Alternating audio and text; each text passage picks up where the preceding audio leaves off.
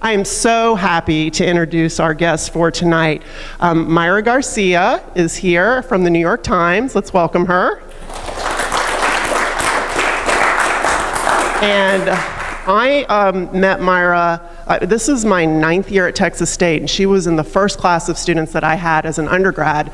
And then when she graduated, she wanted to stick around a little bit longer, and she got a master's degree with us. So one of the first students who kind of went through our digital media curriculum. I know that she will have a lot to talk about in terms of her background and how it's helped her.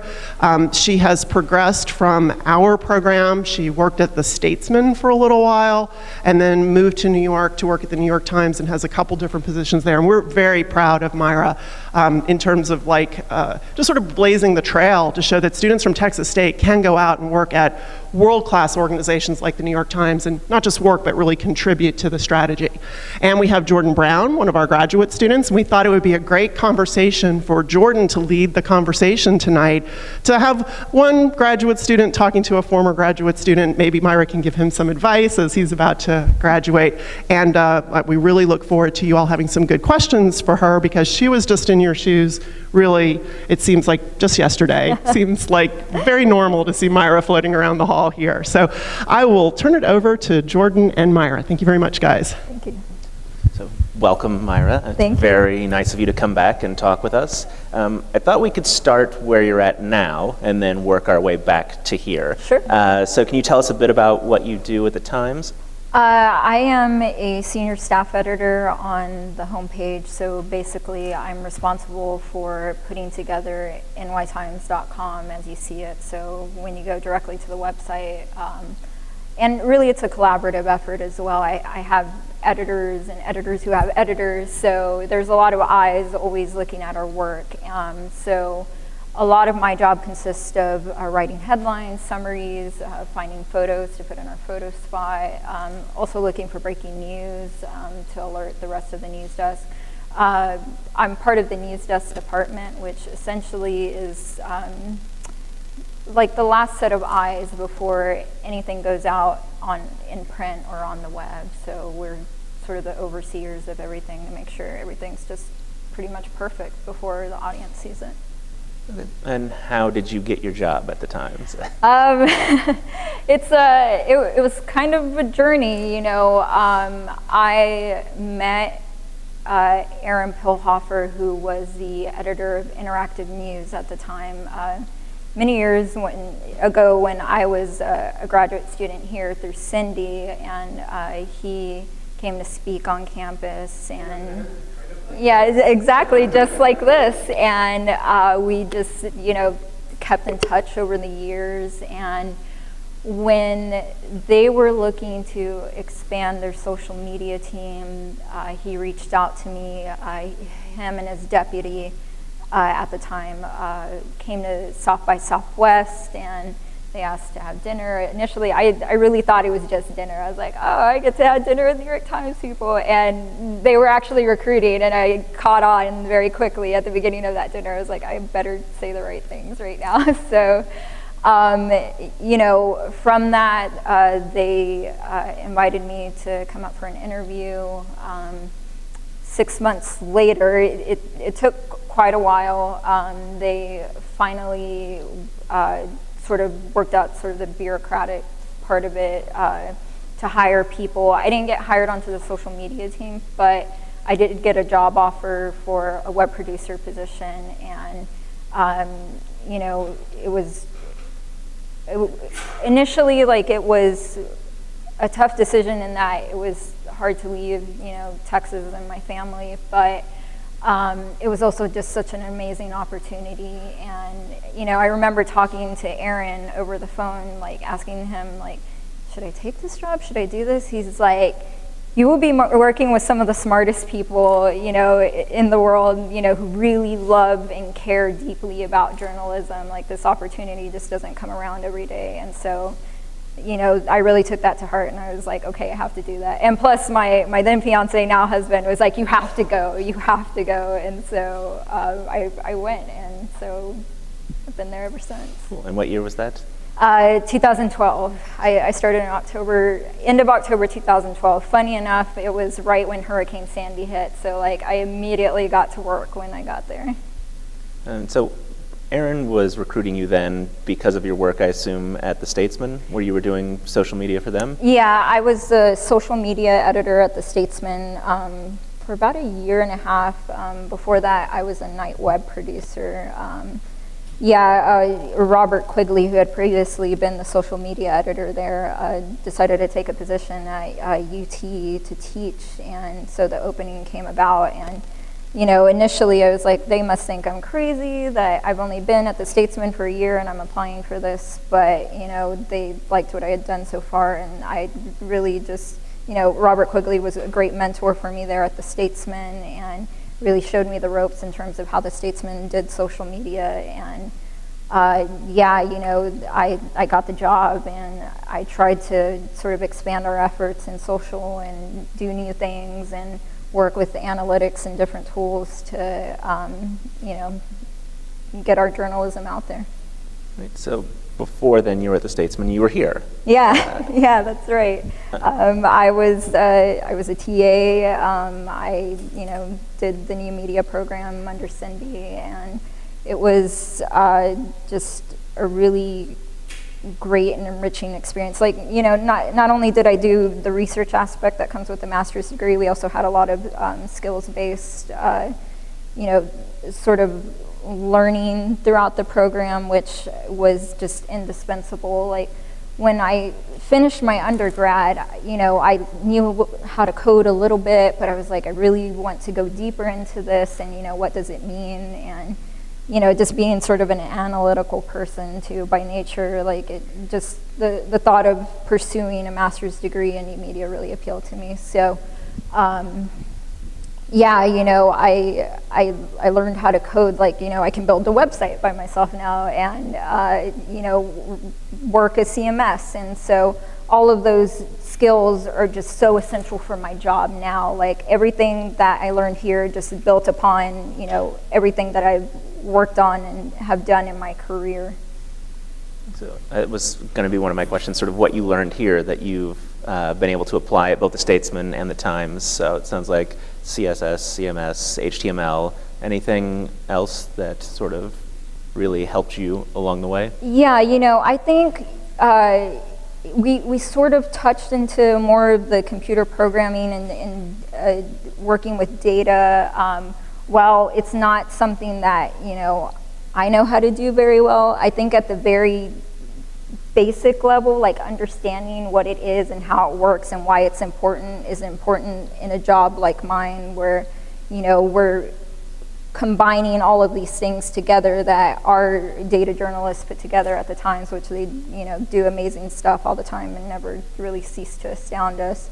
And packaging it in a way that is easy for readers to access, whether it's at nytimes.com or through our apps, or on the iPad, and whatever device will come about in the future. We're always thinking about what's next.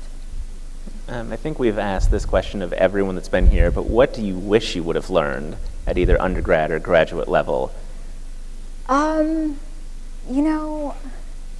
I guess at undergrad level, I feel like Texas State taught me a lot, honestly. I guess, had more time to hone those skills, like that would have been great, sure. But, this really gave me not just a foundation, but, really the springboard to sort of dive into things more so on my own, because I think that's part of it. Like, you can only learn so much in a classroom. You also need to take the initiative to learn on your own and do things on your own, and whatever it is that you're working on to expand your skills, and great, go do it. And in the end, it comes down to you and your resourcefulness and what it is you want to learn, and if you want to expand on those skills. Do you think that working at the Star while you were here helped you expand those skills? Oh, absolutely. It was an amazing leadership opportunity, and I had an amazing staff. I learned so much while I was there. I'm still friends with many of those people. Like, you know, I've been to their weddings. Like, you know, I just forged such strong relationships with those people who are also doing amazing things. Like my photo editor at the time, Spencer Millsap, he's now working at National Geographic producing these amazing videos for them. My news editor at the time, Scott Thomas, he's now working at Community Impact as an editor. And so, you know, just all these people are doing really amazing things. I think we'll probably open to questions here in a minute. So it's been about a year since the innovation report came out about the Times. And I was wondering if there were any changes that you had seen from that in the past year. Oh, so many changes. You know, we've done several things, and it's an ongoing process too. One of the big things we've done is we've created this audience development team.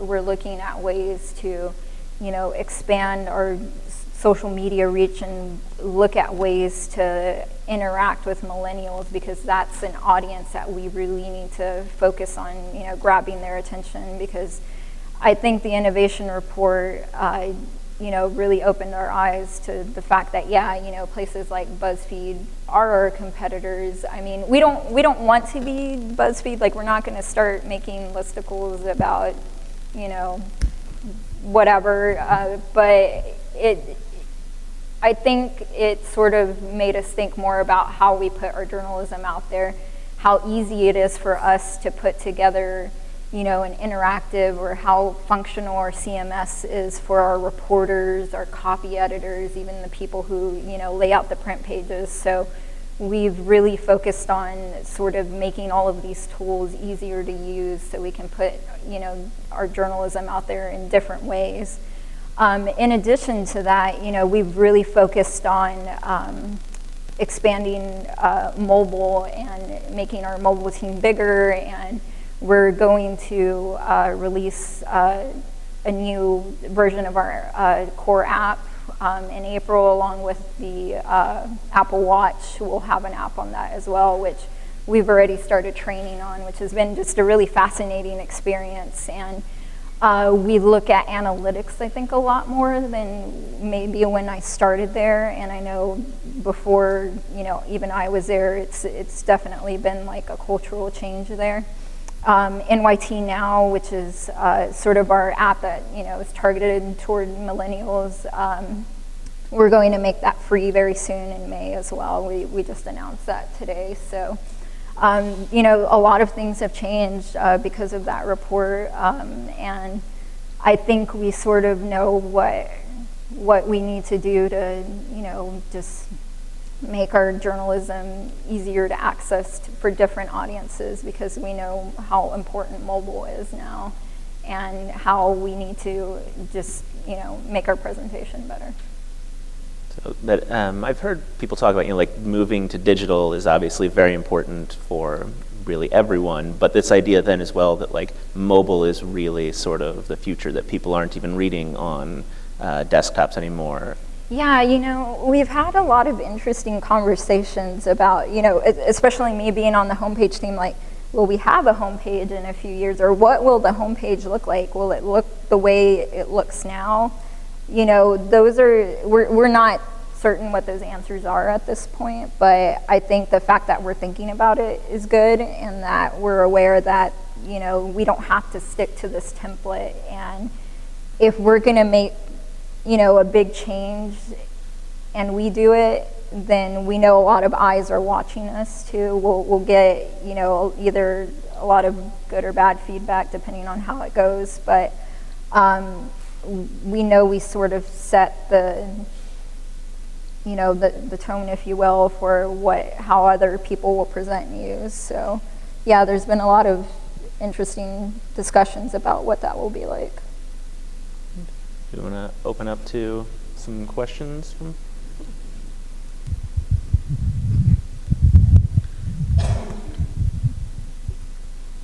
Hi, I'm Nick Raven. I'm a graduate student in strategic communications. On your blog, you credit going to your master's program that gave you more of the tools that you needed to become successful to where you are. So given that parameter, if you could change the undergraduate program to take away or add anything to it, what would you do to make it fit what you wanted to learn that you had to take a master's to do it? You know, I feel like Texas State has already started or has implemented a lot of those changes, like getting students to learn, you know, to code earlier in sort of their collegiate career, and, you know, working with a CMS. Like, if you don't know how to work in a CMS and you want to be a journalist, like, I don't know what you're doing. You have to know these things in order to just, you know, function in a newsroom. And apart from that, you know, social media is such an important function of being a journalist now. Like, it's just like this inherent tool that you have to use, and I believe you guys have a class on that now as well, which we did not have when I was an undergrad here. So it's been really exciting to see those changes come about. So I've just been really impressed by everything that Texas State has done to keep students, you know, at the, you know, sort of the top level of what students should be learning in a journalism program. Speaking of your blog, it's, I think, gorgeous. It's very dynamic and interactive. When did you develop that? Were you already at the Times, or was this something that you've had for years? Yeah, it's something that I've had for years. I mean, you know, it's sort of one of my pet projects that I work on, like, when I have time, basically, and haven't devoted as much time in the recent past to it. But it was also a way for me to, you know, learn something new. Like, I feel like every version of my website was when I decided to sit down and learn something new and how to do something better. And my husband's a web designer, and so he's always, like, you know, pressuring me to sit down with him and, like, you know, watch this thing on Code Academy or whatever, or a video online. He's like, look, this is really cool, you should check this out. So I can credit him for a lot of that, you know, in terms of keeping me up to date. And yeah, it's just like really just sitting down and doing pleasure coding, essentially, like just nerding out with some HTML and CSS.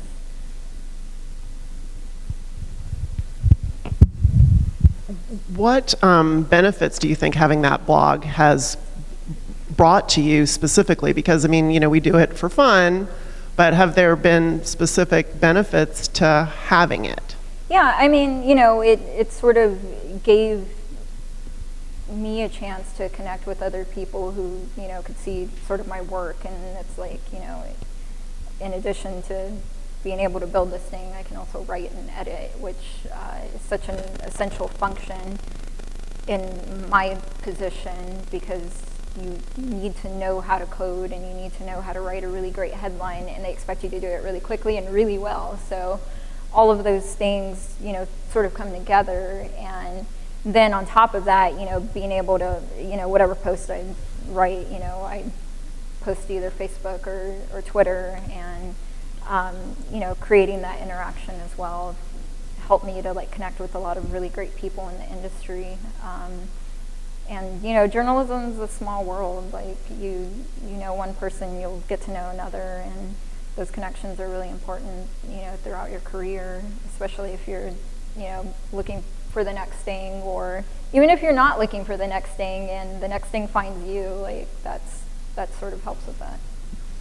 I mean, I think we've seen as time has gone on, the kind of things that you did as a student in those early days to that you did for fun or as a hobby have really become the kind of things that students need as foundational skills to be able to get a job. And that's why we have that fundamentals class now that has, I mean, you might, I know a lot of you have taken it and you may hate that blog, but I want to emphasize it's very important. You may hate some of the social media assignments, but it's the success that people like Maira have had that have given us the incentive to make that a required class for everyone. So I'm going to ask one more question. Tell us, like, what your day-to-day is like in your job right now. You know, I feel like it ebbs and flows. You know, I get in and I pretty much immediately get the handoff from the other homepage editor, and it's, you know, this is what's coming. We're expecting, you know, this breaking news to happen, or, you know, this enterprise piece is going to go up at this time. So, getting ready for those things to happen, and then also, designing the page in a way that all of it looks presentable, and writing good headlines and summaries with the help of my editors too, to bring it all together. In addition to that, we're also responsible for sending out breaking news alerts. So whenever you get whatever breaking news on your phone, like I push the button, so that that's how those come about. And it's a lot of communicating with different desks. I'm chatting with the producer for politics or national or biz because we saw, Wall Street Journal just alerted, Google's doing something, or yesterday, what was it?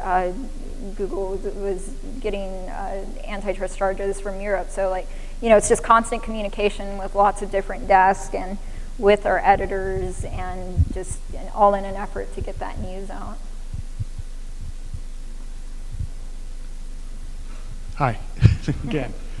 Okay, so we're looking at all the undergraduates that are here in the class. If there was one class you would recommend every student take in Mass Comm, regardless of their focus point, what class would that be, and why? I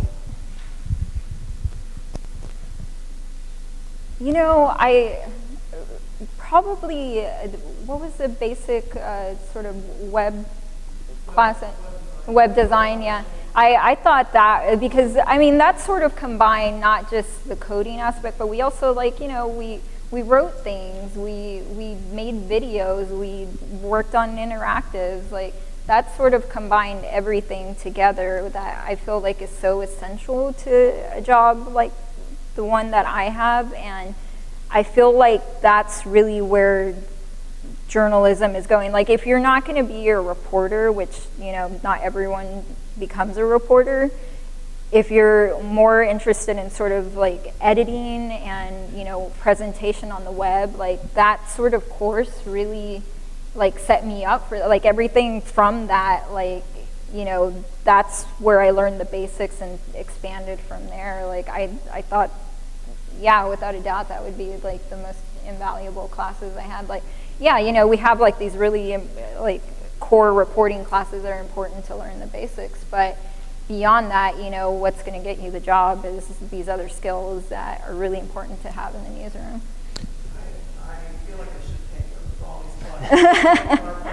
I swear we did not notice this at a time. But, it's true. Got a lot of successful students coming out of that web design class. Do you think it's important for reporters to know coding, if for nothing else, to be able to talk to the digital team to discuss sort of what they need? Absolutely. I feel like anytime, it gives them an edge, and it also just creates this really great dynamic between the people who put it together and make it look a certain way on the web, and just understanding, because I feel like for the most part people on the production side in web understand this is how a story is reported and edited, but oftentimes maybe the reporter doesn't know it takes all this work, all this button pushing, all this coding to make it even show up anywhere. So when you're able to communicate that, it's just it makes it so much easier, and it also just makes the product just that much better when everyone can work together and communicate in a way that just makes the presentation the best it can be. So you would say everyone in the mass comm field should learn coding? I think it would be beneficial if everybody did. And I'm not saying people need to build like this dynamic website, but if they know some basics, like it's just helpful. Like it doesn't take away anything from your skill set. It just adds to it. I actually have two questions. I was going to ask, is there something outside of school that you learned that you found important in your time away from school? And also, what CMS do y'all use? Outside of class, I think it was just really expanding on everything that I had learned, like beyond, like sort of finding my voice, I would say, like on social media. Like I feel like Twitter now for me, like I sort of ebb and flow. Like I used to be much more active several years ago compared to where I am now, but I still like try to keep a personality on there. Like not just sending out headlines and links to our stories, but I might also send out like this goofy tweet about whatever's going on my day, because I want people to know that I'm a real person. And if you can't appreciate that, then don't follow me. I don't care. I don't care about follower accounts or anything like that. I just want people to know who being able to express myself, and also, let people know, like, yeah, I'm a journalist and this is what I do and these things are important to me. So I think that's part of it, because that can be tricky too. Like, you don't want to just like throw out tweets too or whatever, while you're out drinking with your buddies. You or don't whatever. want to end up in a John Ronson book. Yeah.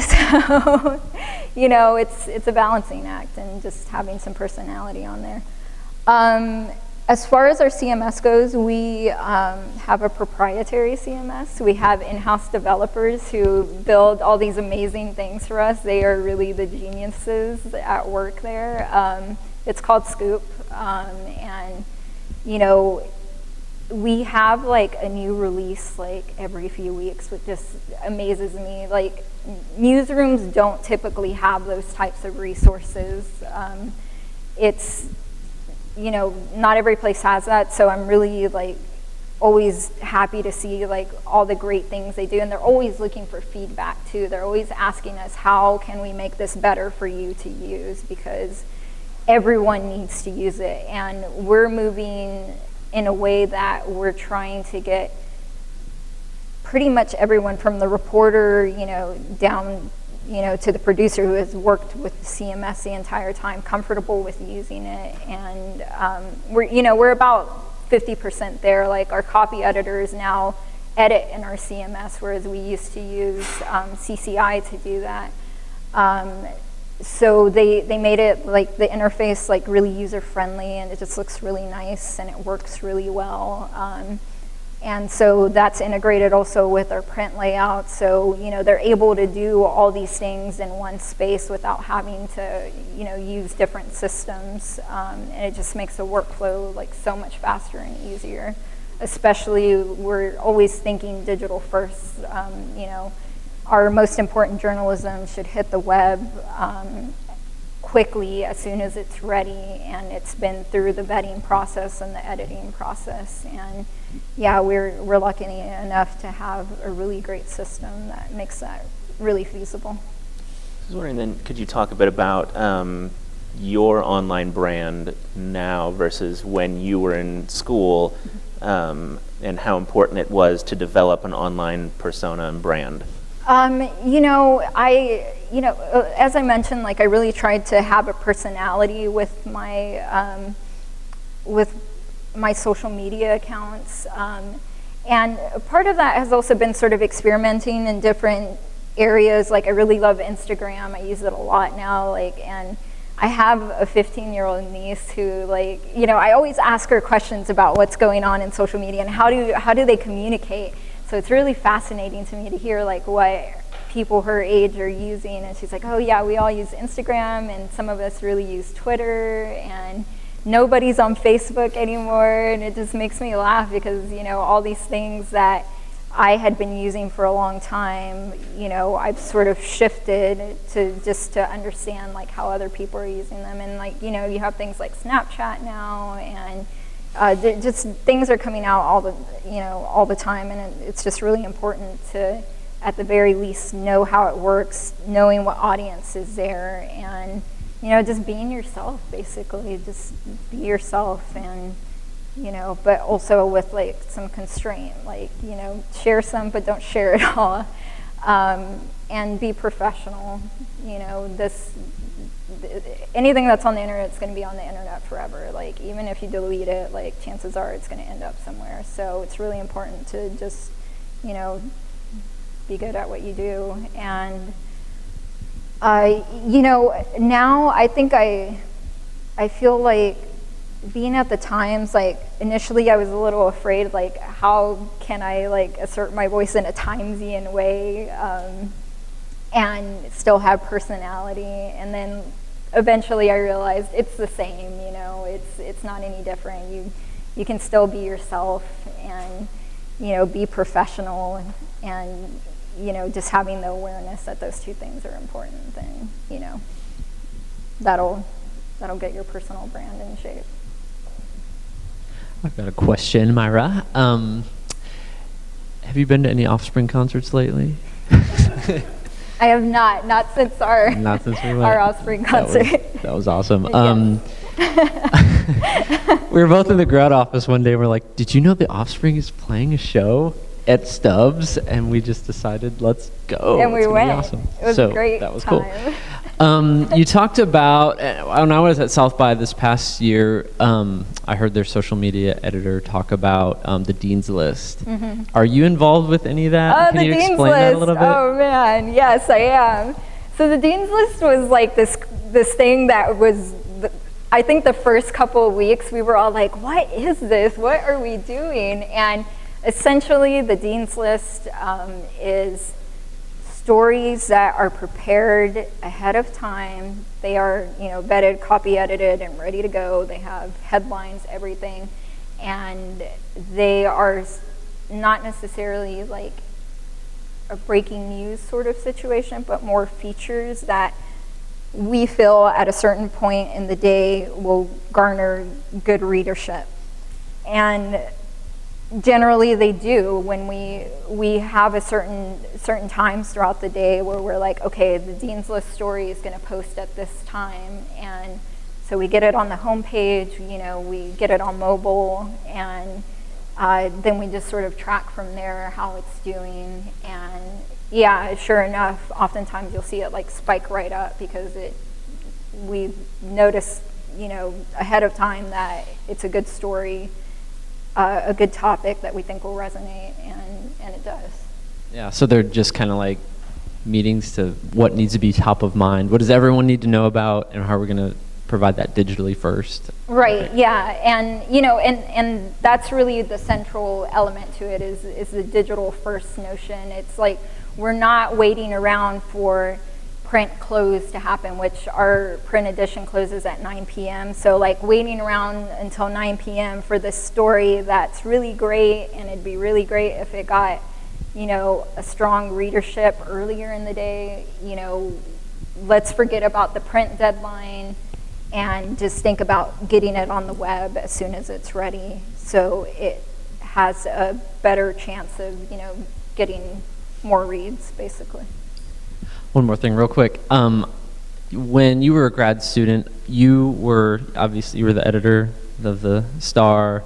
You had a master's degree, you had all this experience, but I remember when you graduated, it was, I mean, you didn't like just fall into the Statesman job or just fall into the New York Times job. You were working, you were daily going out to get stories, you were doing freelance stuff, you were like the journalist at heart, and it was like inspiring for me to see. And so I just, could you talk a little bit about what that's like to like have everything in the right place, but just not have the job, you know, Yeah. or, you know, what that's like? Absolutely, and I'm really glad you brought that up. Yeah, when I graduated in December of 2009, I had an internship, which did turn into a job offer with a startup, but it didn't work out. It wasn't the place for me, and it wasn't what I wanted to do.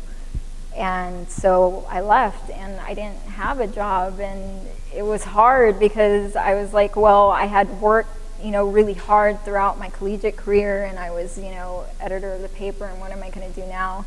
So, you know, I just saw it as a roadblock, essentially, to, you know, that I needed to cross and you know, figure out what's next. So I worked for a publishing company for a few months, like doing web stuff, which, you know, helped me keep up with, you know, working with the CMS and doing coding. And they actually had me do a lot of different projects that I never would have touched as a journalist, just because it, you know, the opportunity just never presented itself, like making email campaigns. So it expanded my skills in a way that I didn't think I ever would have, done. And then in addition to that, I was doing freelance work for, a bunch of like local zines in Austin. I've always been very into music, and so, I was writing for an online music magazine and just really anything I could get my hands on. And the Statesman thing didn't really come about until, I think, July, August of 2010. So, I had those few months where I was sort of, trying to figure out what I was going to do. But all the while, working and still being a journalist, basically. And it all worked out in the end, which was great. I was still doing everything that I had been taught to do, and then apart from that, learning more. And I think all of those things helped to land me into that position. Kind of going with what he said. So I know a lot of us are graduating in May, starting interviews and internships and stuff like that. What would you say is a good quality, like for you guys, for the New York Times? What do you look at? Like if you could pick one, because obviously you look at personality, you look at experience, but if you could pick one, which one would it be and why? I think that, the Times is a place where we sort of, it's not about the one person, it's more about the Times as a whole, and, what you can contribute, to the team, basically. And that's sort of like the Times, like, culture and philosophy, I feel like. So it's like, what do you bring to the table, basically? What can you do to help us be even better? So I think that's a really important thing we look at. And also, you can't have an ego at a place like the Times, because there are so many smart people, and they will point out everything that you have done wrong, like at any moment, and that's just the feedback loop, and that's a good thing. Like, if you have a thick skin and you're willing to take, criticism because it's good, and you're willing to, improve from that, then I think those things are really important. Because, if you can write, report, you can code, then great. There are a lot of people who can do that, but, what can you do beyond that, and what can you contribute, I think is what's really important and what we look for there. I have a question. What's the diversity like on the technical side at the Times? When Page One came out a couple years ago, it was the only time you saw a woman was when she was getting laid off. And yeah. That was one of the criticisms that they said wasn't fair, but what's it like in the building? It's interesting. A lot of our new hires have been in web, and they have been really diverse. I mean, we have a lot of women on the homepage team, which I think is fascinating, from just different backgrounds, ethnicities, and races. But that's certainly not the case throughout the newsroom. And they acknowledge that, because it's certainly been brought up. And it can always be better. And I do think they're making an active effort to make it better. And I just, every time, I look at our web team and, see who's around, and it's just, a really cool group of really smart women and men. We're pretty, when it comes to web producers, I think it's about half and half. And homepage producers is mostly women, yeah. It's really fascinating to see how on the website that's a little bit different compared to the reporting and editing side. And one other thing, you talked earlier about the importance of reaching millennials and young people in general. What was the reaction like at the Times when Snapchat's Discover feature came out? Are y'all considering anything like that? Yeah, it's definitely something we've looked at, and I know there are producers in the building who are, really trying to learn, what's the best way to approach it, which it is good. Since that's not really a platform that we were sort of on already. Definitely people in the building who used it, but I think they're thinking about how it makes most sense for the Times to use it, because we know it's an important audience that we should try to reach. But how they're going to do that, not quite sure yet. And I know they're thinking about it, though. So I got to go to South by Southwest for the last 2 years as part of the grad program, and you got to go in 2009? Mm-hmm. I was wondering if you could talk maybe about that experience for you, what it was like getting to go to such a big conference, if that impacted your career or what you wanted to do. Yeah, absolutely. I think it just gave me this awareness that there were people who were really passionate about web journalism as I was. They were speaking the same language. It wasn't just like, you know, sort of thinking about print or like reporting and editing. It was on a different level, and thinking of how storytelling, and really that, I think that's the point I should emphasize, in how storytelling, you know, can be presented in so many different ways. So yeah, South by sort of like opened my eyes to that community existed, that those resources were out there, and that there were just really amazing people who are doing really great things and thinking about the future of journalism and, you know, how we can make it better.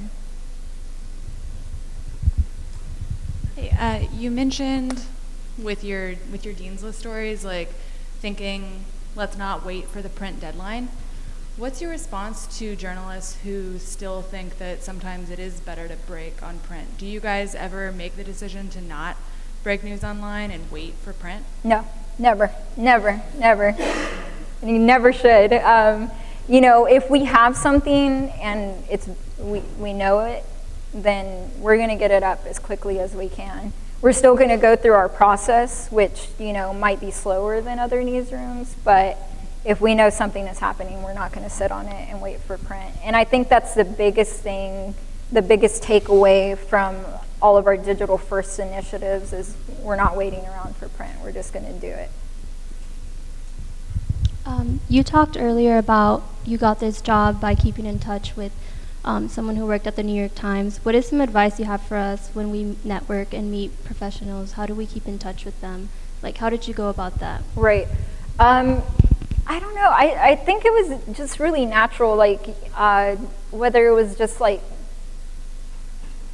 talking on, you know, Twitter or Facebook, friending people, you know, and from time to time sending you like asking questions and advice to, like all of that is fair game. Just be yourself really is what I would say is, if you have a legitimate question, reach out. I wouldn't say just like, I mean, one thing that helps too, like if you're, you know you're going to be like at a conference or if you're going to be in a certain city and you know someone relatively well, you just say, hey, I'm going to be around, could you meet up for coffee? Like I've had, you know, several students, even from here, who have emailed me and they're like, hey, you know, Cindy Royal sent me along and said I should connect with you.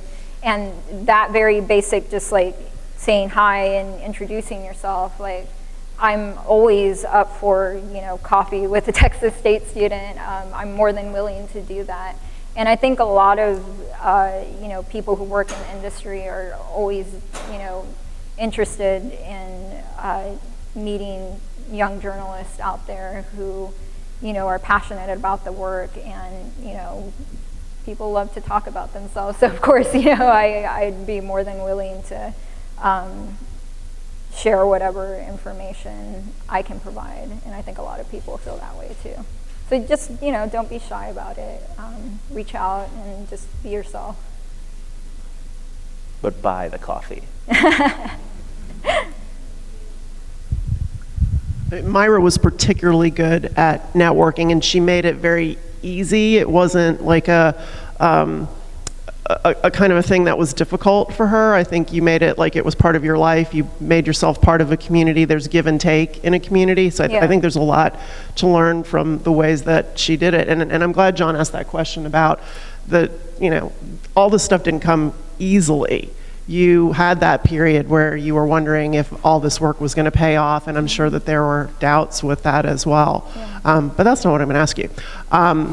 I'm sure some people in here might want to know what it's like to live in New York City and how you found a place to live and, some of the things that are unique about living in that environment. Yeah, it was definitely a culture change for me. I mean, I lived in Texas my entire life, and, my parents, while they, always wanted me to go out and do great things and were very supportive of me, they also had sort of that, like, are you sure you can do this? Like, they weren't trying to be negative, but they were also being protective. So going to New York, it was just very different. Like, you don't drive, even grocery shopping is different. They don't have HEBs there. I miss HEB so much. So sort of day-to-day life is different to begin with. And I would say, like, New York City definitely has this very competitive drive. Like, everyone there works really hard, and everyone really wants to do, good work. So everyone's sort of like, type A, competitive, and want to do awesome things. So there's definitely that energy in it. You sort of feed off of it too. Sometimes it can be exhausting, but it also challenges you, to step up to the plate and, be the best you can be and be better even. And then, it's very expensive. It's very expensive to live there, but, you make it work. The Times pays well, fortunately. So, I live in Brooklyn. For me, that was sort of a good intermediary between, like, living in Texas and living amongst skyscrapers. I needed trees around me, so I live, like, 2 blocks from a park. I have 2 dogs, so that's important to me that we all get our tree and grass time. Life is really different there, but it was all really good change for me because I hadn't really experienced that. And I mean, I interned in DC and I'd done internships elsewhere, but just nothing really prepares you for life in New York City. And sometimes, like, it can be frustrating, but other times it can be great because you're just, like, in this amazing city that's really, the epicenter of media and, everything that's happening in the world. Were you devastated when Pomfret exploded? I was not, but you know what? That place is 2 blocks, or no, it was 2 places down from, like, one of my favorite ramen places. The ramen place is still standing, fortunately. I'm not sure if you're familiar with hey again, I've met Maira in New York, by the way, Yeah. at the Bobcat PR trip. I remember. But I'm not sure if you're familiar with the My New York Times thing that they have going on social media with Instagram. It's where, like, they reblog or repost the pictures that people post on their Instagram of, like, the newspaper. It's kind of like a visual storytelling. I was wondering if you had any idea about that and how it came along. No, I'm sorry. I can't say I have any insight on that. Is that more of, like, the social media and marketing side? Yeah, maybe. Yeah, I apologize. No, it's okay. I was just wondering because I follow it and I like it. I didn't know if that's something that you did as a part of, like, your job or if it was more marketing and So what was the handle again? It's at My New York Times. Oh, no. We just started our NY Times Instagram account, which was sort of our first, like, foray as, the media organization as a whole. A couple of our sections have their own Instagrams, which travel and fashion and food. Yeah, I think those are the other 3, which have really strong followings too. And that's also been an interesting experiment to see how that's been working. And I mean, just a strong following. And it's really just sort of a branding thing, I feel like, because you can't link out to it, of course, but it's just a different way to, like, showcase our visual storytelling, which I think is so important. Oh, yeah. Right. And we printed them on A1, which, yeah, on the newspaper. Yeah, that, You know, it was funny, like, I remember overhearing some of the conversations the next day, like, some people were angry about it, and I was like, why? I was like, you know, I feel like it was, you know, of a certain age demographic, like, we're like, oh, that's cool, like, sure, like, why haven't we done that before? Whereas other people were like, we're not going to move to this, right? And it's like, no, we're not. Like, you know, it's like, it's good for us to try something different sometimes. And it came out really beautifully, I think. How much communication is there between your sort of social and marketing teams and the news side of things?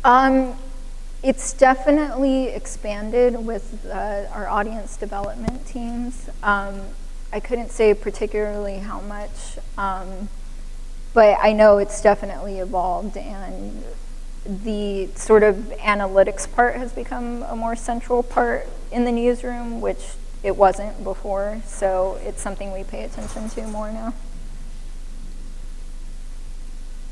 I have a question for you. Hi, Maira. I'm JC. Hey.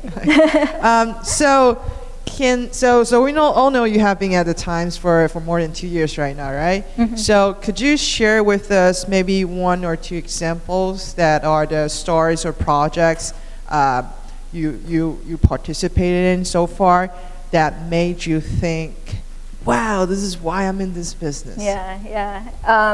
You know, there have been several things. I mean, I feel like a lot of our breaking news events, like, they just happen so quickly. Like, it's just, you know, the adrenaline sort of fuels you.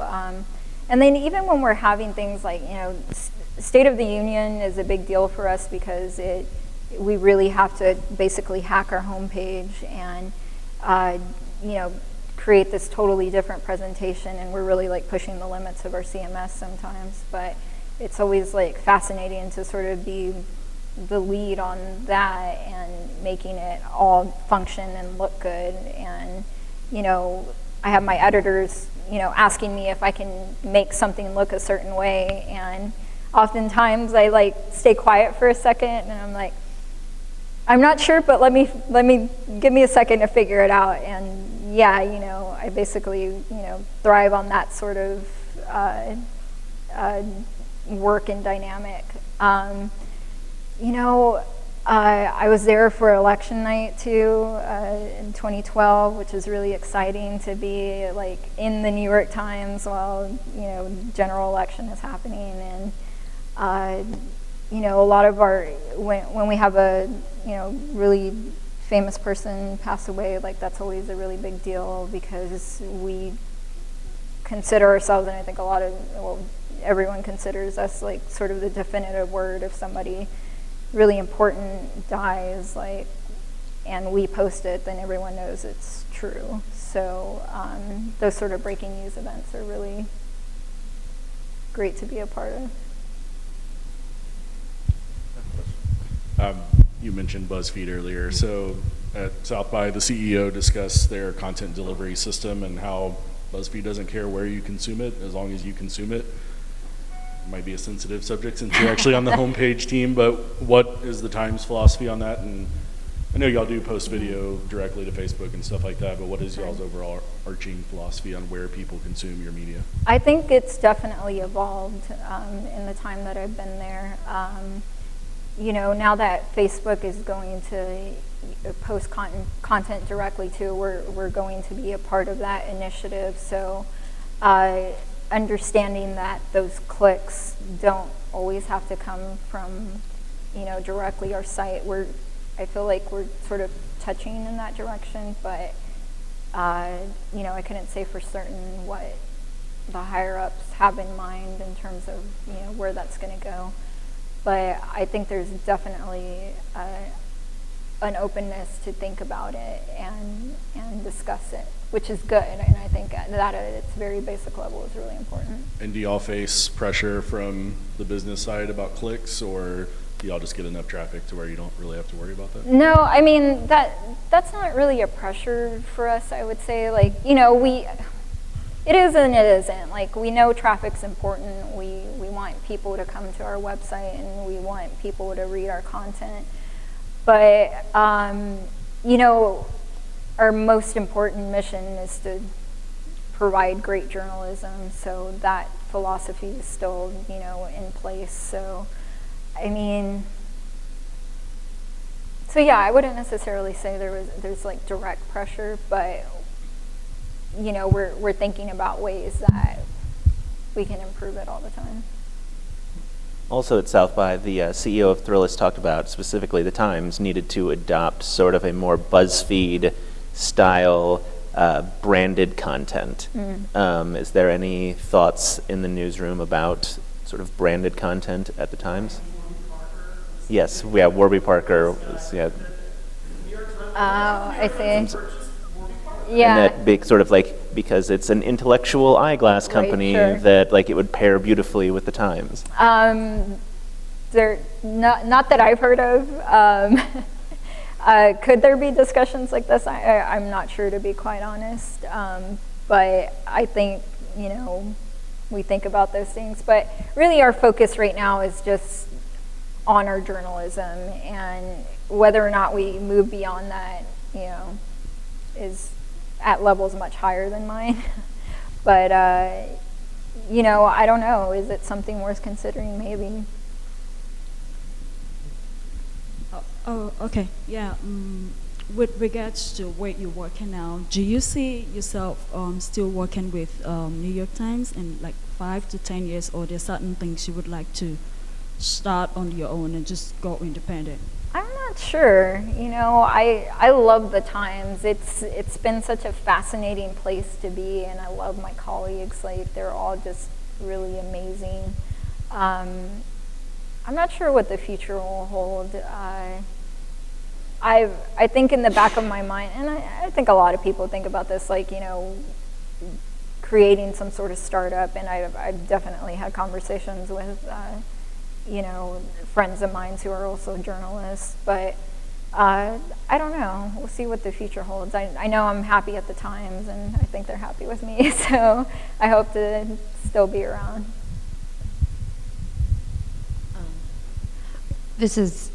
I'm very curious. Have you met Bill Cunningham, and does he play a part with New York Times still? I haven't personally met him, but I see Bill all the time. Like, he often, he rides his bike everywhere, so I always see him walking into the building or just sort of traipsing around the third floor. I'm like, hey, is that Bill over there? They're like, yes. And he's just a really fascinating character in the newsroom.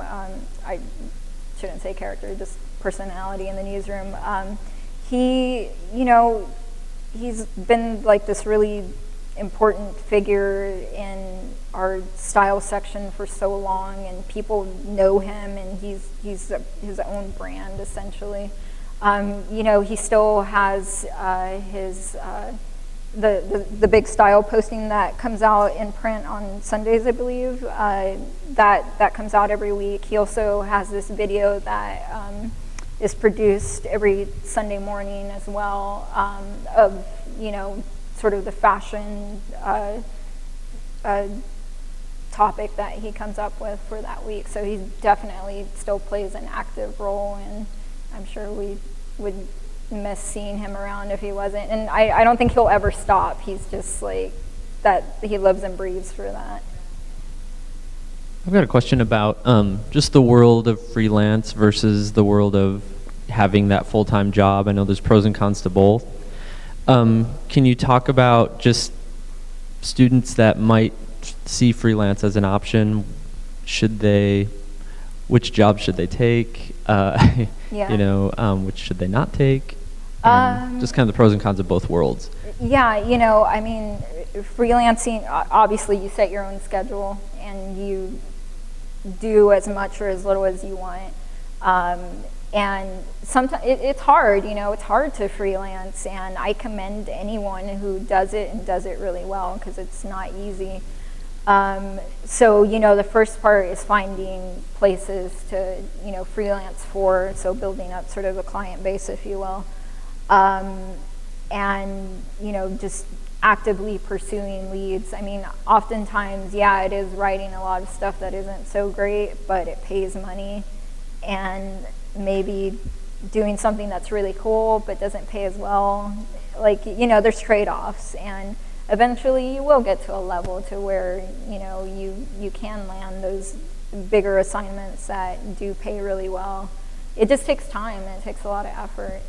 And, you know, having sort of the full-time job, it's like, yeah, you're depending on what you do, it is mostly an office setting. You know, you'll have certain expectations from your editors, and you have to do certain things, so there's a little bit of rigidity, and it really depends on what you want to do. You know, each has, you know, it's good and bad, but for me, in my experience anyway, like freelancing's tough. I'm not sure if it's the path I would take, like full-time, but if that's something that interests you, then, you know, the opportunities are out there, and, you know, networking definitely plays into that. It's, you know as many people as you can to, you know, land those gigs, or at the very least they can connect you with other people who may, you know, be able to present you with opportunities, and that's really what it's about. It's just creating a network.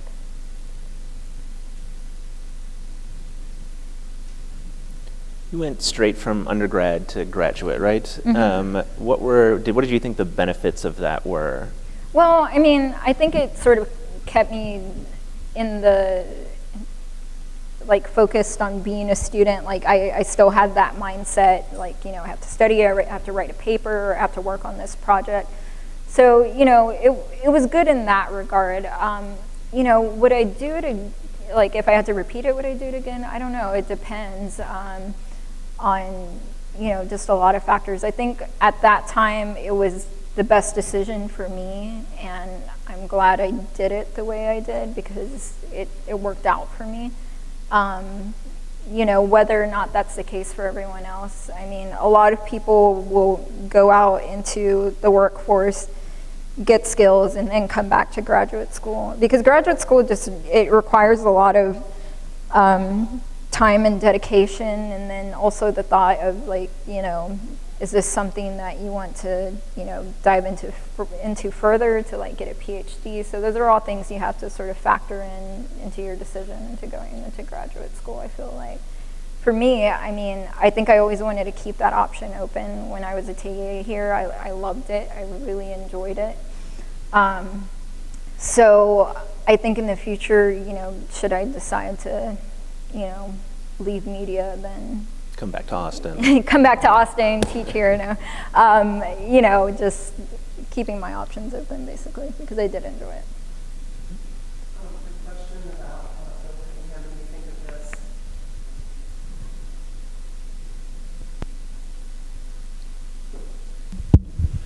The question about Bill Cunningham made me think of this. I mean, arguably one of the most well-known reporters at the New York Times was David Carr.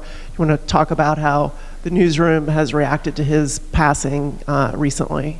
I feel like this cloud has hung over us ever since that happened. It was hard. I was there that night, and you know, it was like, I've talked to one of my editors about it who was also there, and she and I had a conversation about it. It's definitely, you know, one of those things I'll never forget. I didn't know David personally, but I definitely respected and loved his work. Like, I felt was our biggest cheerleader at the Times, and he, you know, expected the best from us, and, you know, he was just such an important figure in the newsroom. It was just such a devastating loss, and I don't know if we'll, you know, there will never be another David Carr, basically. Like, he's just irreplaceable.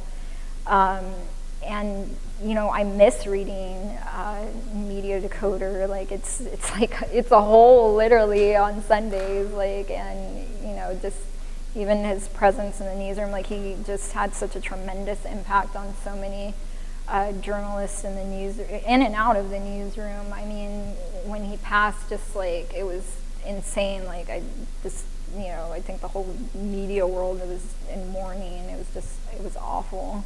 But yeah, he was, you know, not just important to the Times too, but just in media, like, because he was such a good critic. Like, he could dissect things, I think, in a way that just very few people can do very well. And, if you guys haven't seen page 1, please do, like, now.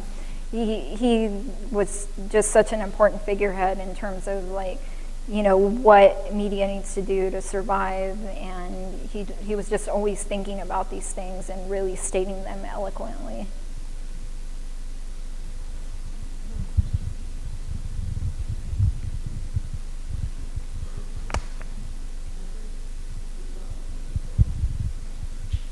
So I guess to wrap things up on a cheerier note and a more positive note, a lot of these students are graduating soon. I know you've covered a lot of pieces of advice, but maybe sort of succinctly summarize what is your best advice for students, not just going into journalism necessarily, but what do you think they need to do to be able to make that leap to their first job and to be successful generally into the future?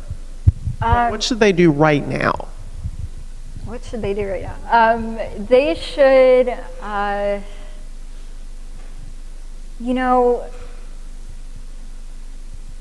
are a few things.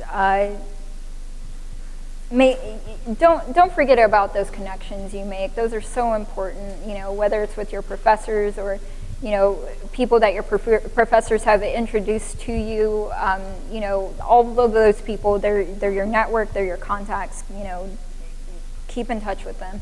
I would also say, if you have social media profiles out there that aren't the best they can be, you need to do that now. It's so important. Like, the first thing anyone's going to do when they're looking at your resume and they're thinking about, calling you for an interview, they are going to Google you. So whatever's out there, they're going to see it. So, make sure you're in shape to get hired, basically. And then I would also say, get your portfolio in order that it's easily accessible digitally. Like, if I can't pull up your resume on my iPhone, then where are you wasting my time? Like, move beyond the Word doc and, make things look good too. Make everything look really good. Like, have people help you if you need like sort of like graphic design help. Get in touch with your friends if you can't quite execute what you want something to look like. So, make yourself look good, basically. And in your interactions, don't be afraid to, say, hey, this is what I'm good at, and, this is why you should hire me. And basically, your work will speak for itself, too. Right. Yeah. Unless anyone has any other questions? Give a big round of applause then to Maira for coming here to speak with us. Thank you all for coming, and maybe Maira can stick around and talk to some of you individually, but I think you can see why we're so proud of Maira, and we will see you all coming back to us in similar capacities in the near future. So thanks for coming, and we will see you all next week.